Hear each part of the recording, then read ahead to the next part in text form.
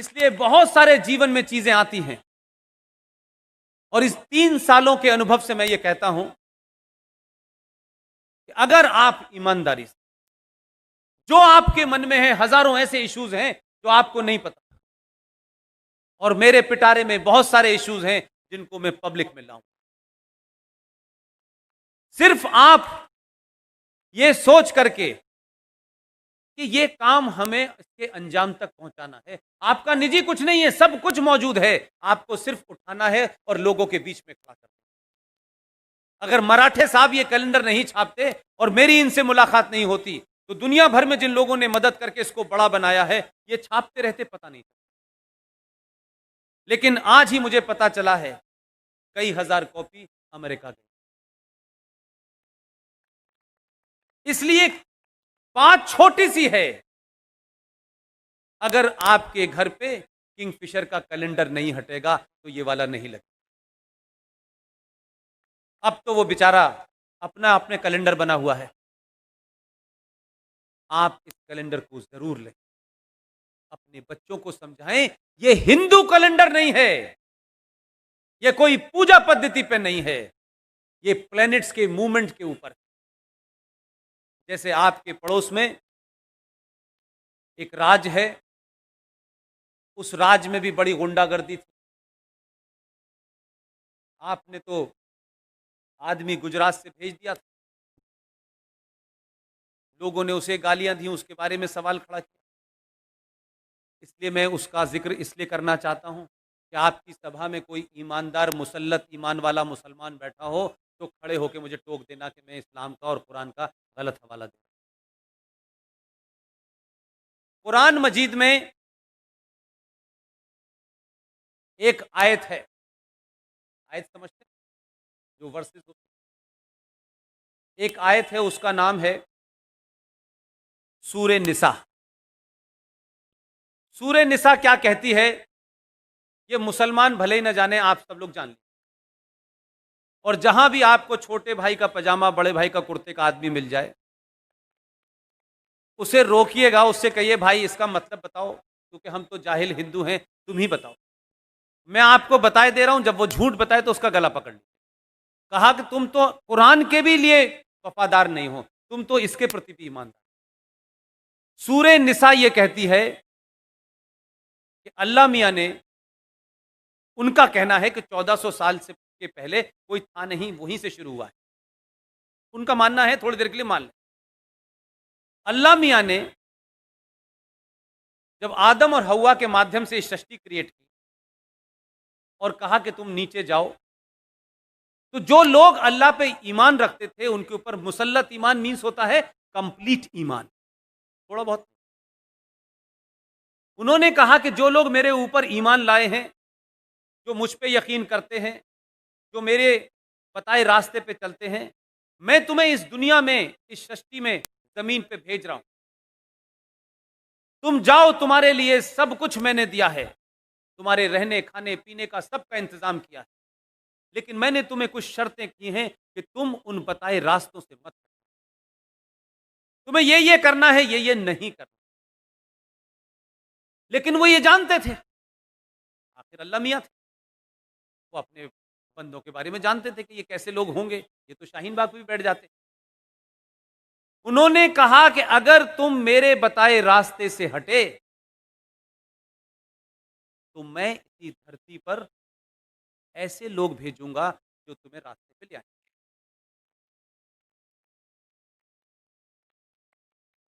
उस सूरे निसा में यह नहीं लिखा हुआ है कि मैं आरिफ भाई को भेजूंगा, रफीक भाई को। उन्होंने न नाम बताया, न शक्ल सूरत बताया। उन्होंने यह भी नहीं कहा कि वो आदि आस्तीन का कुर्ता पहनेगा। उन्होंने भेजा है, और जो बार बार सुबह से लेकर शाम तक कहते हैं रब्बुल आलमीन, इसका मतलब जानते हैं आप लोग?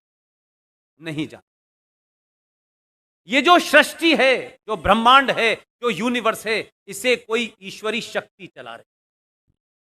ये सूरज का निकलना, ये हवा होना, ये पानी बरसना, जो कुछ भी होता है, मेरा आपका यहां बैठना भी, मुझ जैसा आदमी ये मानता है कि ये उसी शक्ति के कारण है।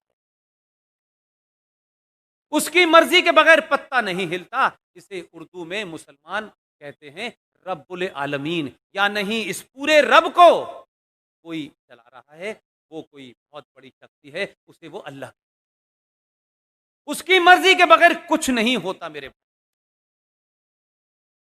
हमारा उस पर यकीन था, है, और जब तक ये सृष्टि रहेगी हम जैसे सनातनियों का उस पर यकीन रहेगा।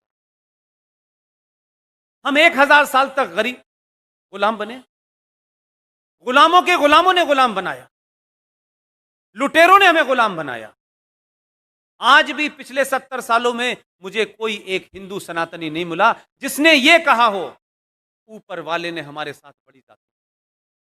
हम छोटे छोटे कामों को ऊपर वाले को जिम्मेदार देते हैं, यार भगवान ने ये मेरे साथ नहीं किया, ये करना चाहिए।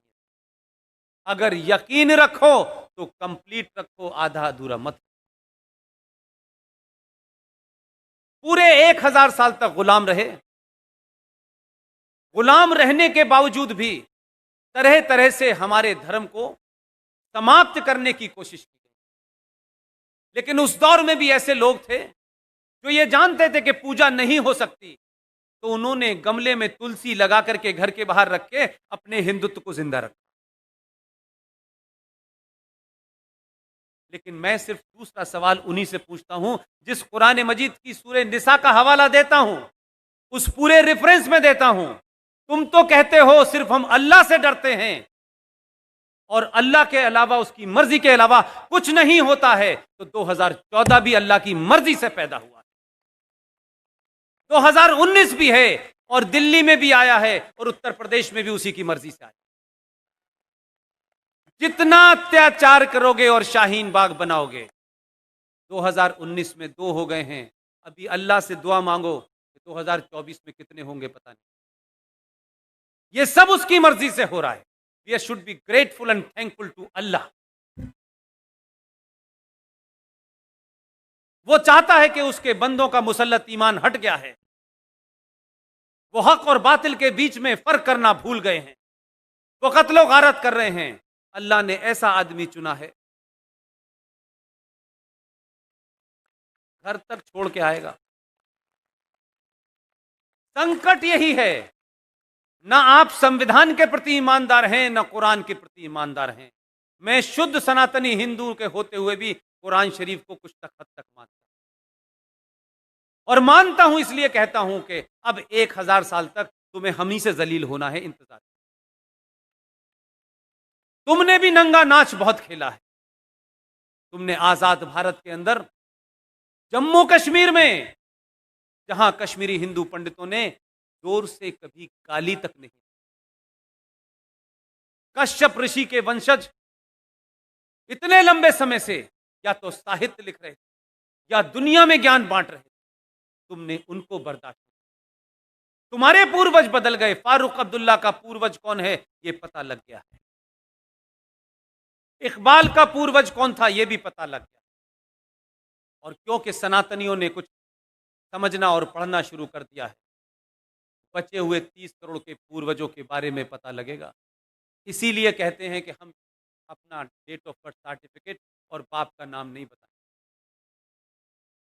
क्योंकि जो सरकार है अगर उसको अपने बाप का नाम तुमने बता दिया, वो पूर्वजों का नाम वैसे ही बता देगी जैसे 1722 में पता चला कि फारूक अब्दुल्ला के पूर्वज का नाम राघोराम कौल था। तो जो लोग घर वापसी की चिंता कर रहे हैं कि घर वापसी करो, घर वापसी करो, मेरी उनको भी एक मशवरा है। आप उस परंपरा के लोग हैं, आपके पास समय कम है, काम ज्यादा करने हैं, अपना टाइम किसी इंडिविजुअल की घर वापसी में मत। तुमने तो ऐसा लीडर चुना है जो राष्ट्र की वापसी में लग गया है, बड़ा काम। और ये राष्ट्र अगर वापस होगा तो 47 में जो जघन्य अपराध हुआ था 370 से, वहीं से शुरुआत की है उसने। ये 30,000 जो मंदिर तोड़े गए हैं, ये मथुरा और काशी में जो आप पूजा ही गलत तरीके से कर रहे हैं, आपने ये पूछा नहीं कि शिव की पूजा के सामने, उस मंदिर के सामने एक नंदी होता है और नंदी का मुंह शिव जी के सामने होता है। यही होता है कि नहीं होता है? लेकिन आपकी दुआ इसलिए कबूल नहीं हो रही, आपकी मन्नतें इसलिए काशी के बाबा नहीं मान रहे कि आपको इतना पुरुषार्थ दिया उन्होंने, लेकिन उन्हीं लोगों ने उस मंदिर में जहां मस्जिद बनी हुई है वहां पे शिव का स्तंभ था। उस मस्जिद को बनाने वालों ने स्तंभ को उठा के साइड में रख दिया है, लेकिन नंदी की शक्ल नहीं बदली है। नंदी इधर है, शिव जी इधर है। आप उनके वंशज हैं। जब तक नंदी के सामने शिव नहीं होगा, आपकी पूजा नहीं